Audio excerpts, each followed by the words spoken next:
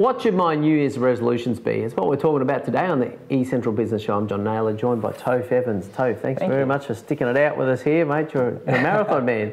Thanks, mate. Now, New Year's resolutions, what's your opinion? I think they're BS, in my opinion. Oh, okay, big call. Yeah. We love to make a New Year's resolution. I know, but no one sticks with them. The thing is, if you truly want something, just do it today, whether it is the 30th of December or the 4th of April, whenever the date is.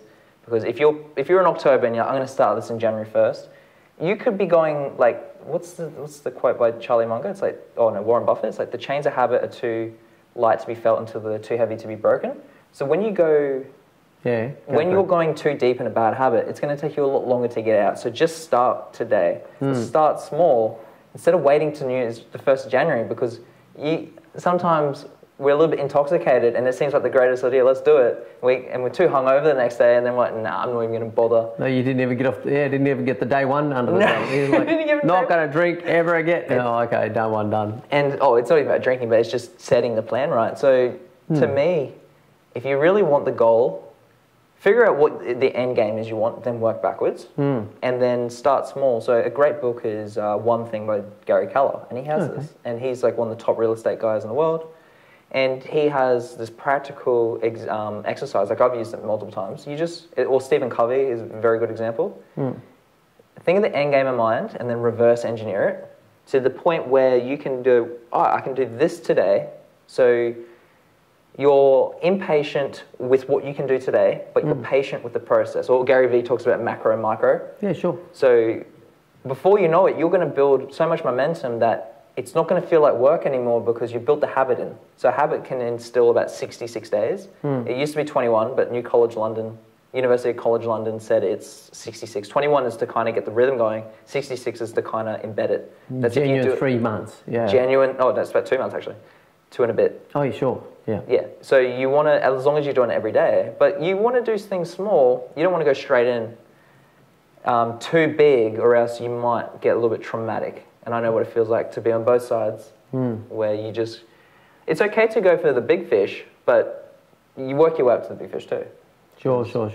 Well, that's the thing when you watch, say, some huge band on stage, a U2 or a Robbie Williams or something like that, you think, well, how do they do that? Well, they didn't play to 100,000 people first go, did they? Exactly right. Perfect. That's the best analogy to use. Like they would have started with maybe bars and clubs, pubs, whatever it was, and then they finally got their break.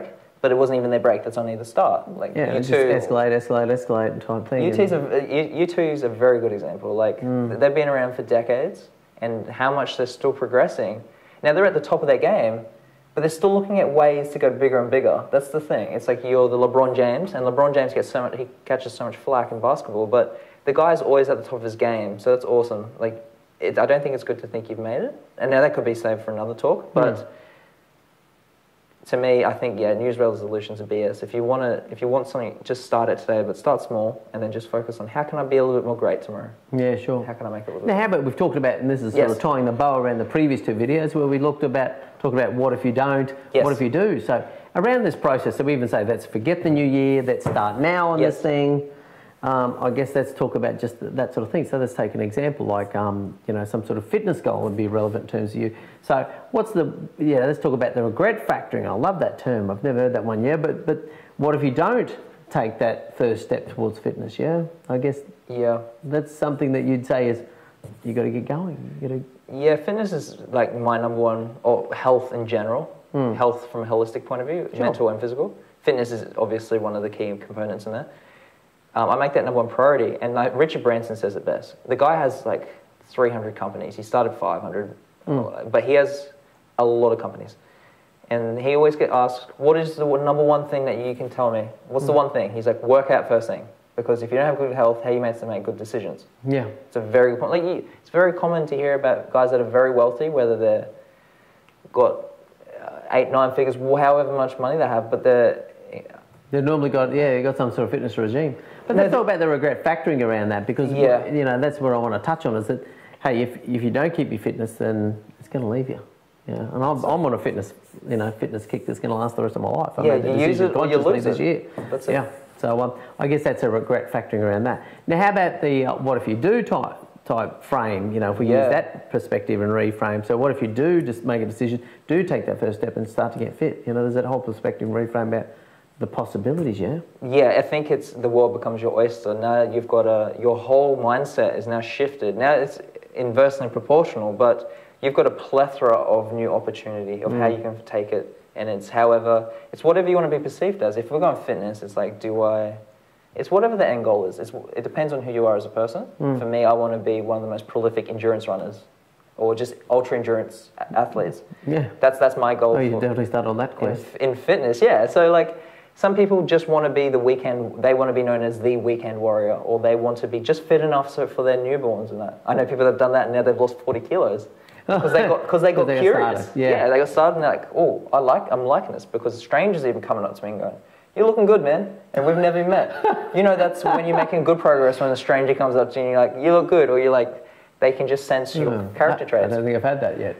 I mustn't be far away. No, you just keep honing on it, and before you know it, you just always think, how can I get better? How can I be a little bit more wiser and greater today? Yeah, that's cool. All right, now Toph, how do people get hold of you?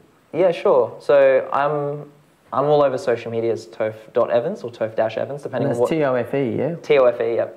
But even if you want to reach out to me through my site and just send me an email, and like even if it's something personal and you just need someone to talk to and get something off your chest, I'm more than happy to hear your story, or even we can catch up over coffee, whatever it is, so that I don't want people to feel worthless or feel worth less, because I guess at the end of the day, you kind of want to make people mentally unbreakable. No matter how awesome your legacy is, be one of the guys that can be able to handle their shit. Yeah. And it's okay if you're not right now, because I was at that stage. Sure. And you've got to be self-accepting of it, and you've got to realize that when you come across a setback, you're going to fall back in there. Like I came across a few today myself, but I have the emotional intelligence and the mental artillery to get me back out. And when you have that thinking, then nothing can stop you. Fantastic. We're out of time, Toph. Awesome. Thank you very much. Okay, that's Toph. And that's wrapped up this little sort of three-part series we put together. If you haven't seen the other videos, it's what if you do, what if you don't, and we've tied it together in a nice little package so you can think about what you're doing for your New Year's resolutions. There we go. Toph, thank you very much. Thank you, mate. That's another episode done, the eCentral Business Show done. I'm John Naylor. Thank you very much for watching another episode of the eCentral Business Show. What we're doing on the eCentral Business Show is we're bringing you business leaders and the best of the knowledge. We want to bring them on the show and release that content so that that's something that we can share with you by this easy to consume format.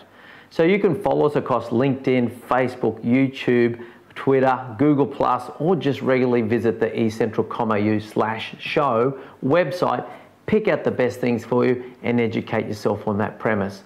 Now there's video content there for you, so you can just watch the video and inform yourself in your own time. We've also now podcasting that content as well, so it's really simple to consume. You can listen to it on the way to work in the car or during your daily exercise regime.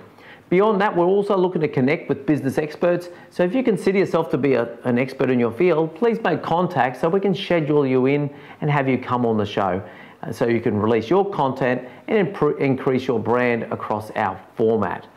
Beyond that, we also invite people to send us their email address so we can send you our monthly magazine. And that's just the best of the content, the best of the videos for the month, put out once again in an email, arrives in your inbox, so you can just go through and pick out the things that are really going to educate you and advance you in your field of expertise and in business. We're a business-focused show. So thank you very much once again for watching, and we'll see you next time.